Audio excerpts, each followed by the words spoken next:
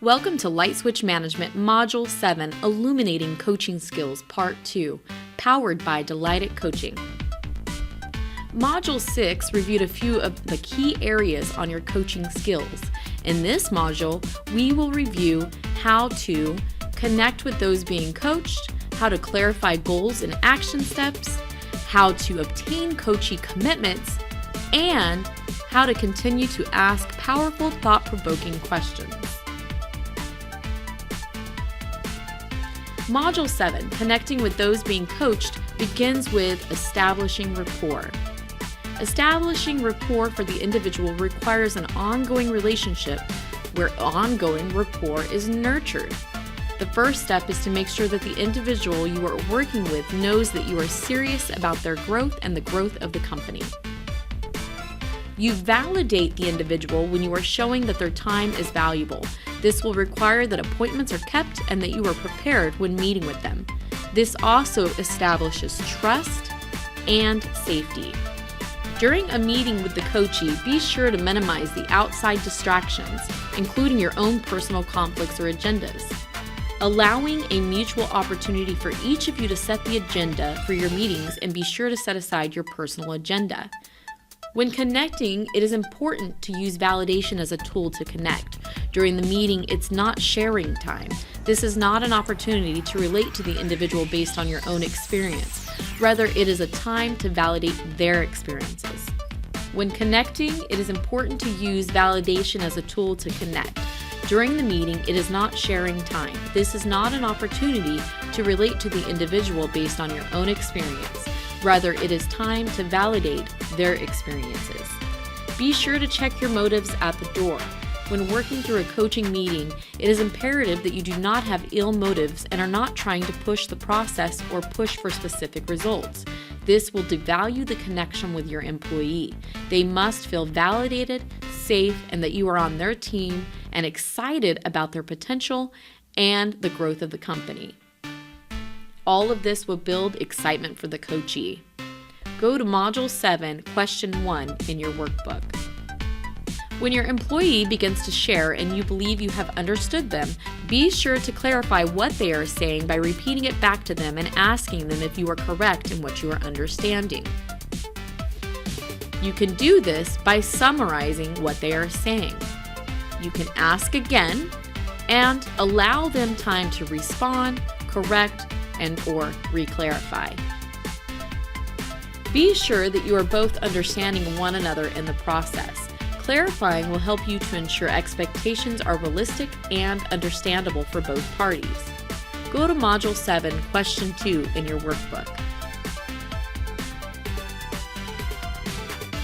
When working with a coachee and helping them to set SMART goals, it will be imperative to help them buy into their goals. While some goals come from the top down, in coaching, it is an important process to help the coachee create their own goals. As you come up with commitments, be sure to ask the coachee to rate their level of excitement or their level of commitment to complete the goal. On a rating of 1 to 10, 1 being unlikely that I will follow through with the commitment and 10 being highly likely that I will follow through with the commitment, where do they fall on the scale? Coachees that rate 6 or lower will need help coming up with a new commitment. Those that have a 7 or higher rating will have a higher success rate of following through with their goal. As a coach, it will be necessary to reset and define goals that fit within the 7 to 10 range. After you have reset a goal, be sure to re-rate the goal. The goal of this process is to ensure it fits within a higher level of commitment. Go to Module 7, Question 3 in your workbook. Module 7, Powerful and Thought-Provoking Questions. When listening to the individual, we must consider following our curiosity in a situation without trying to come up with a solution to the story they are telling. This requires the coach to set aside their personal opinions, experiences, ideas, and solutions. This is a skill that must be practiced and mastered. If you place curiosity into the equation, it will be easier to ask questions without assuming that you either have the answer based on their previous patterns or what you know to be true about the individual, and/or that you have a solution to help them in this goal or situation.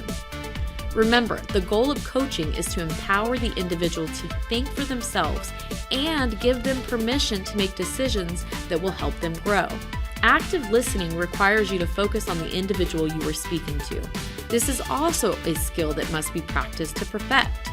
Often, when we are listening to others, our minds are still thinking about our past, present, and future. The best way to get out of your own head is to ask yourself, what is the coachee saying? Take each word they say and try to visualize it running across a TV screen or a projector so that you are reading it and absorbing their words. After you have heard them, go back to clarifying again. Restate what you've heard and make sure that you are on the same page, that you understand what they have communicated.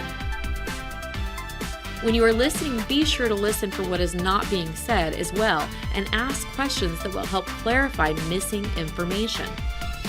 Oftentimes, when a question has been asked, if the coachee doesn't respond right away, we move to another question or help rephrase the question to eliminate dead air. However, in coaching, silence is golden. When a question is asked and the individual doesn't have a quick response and must stop to think before answering, it is especially important because they are reaching into a deeper level of understanding of themselves and their own creativity. This is where breakthroughs take place, confidence is built, and the individual can dig deeper. Powerful questions are open-ended and allow the individual to answer with information in the way that they want. Open-ended questions are not yes or no questions. They require a detailed response. Use these types of questions to help the coachee generate information and think through things on their own. Go to Module 7, Question 4 in your workbook.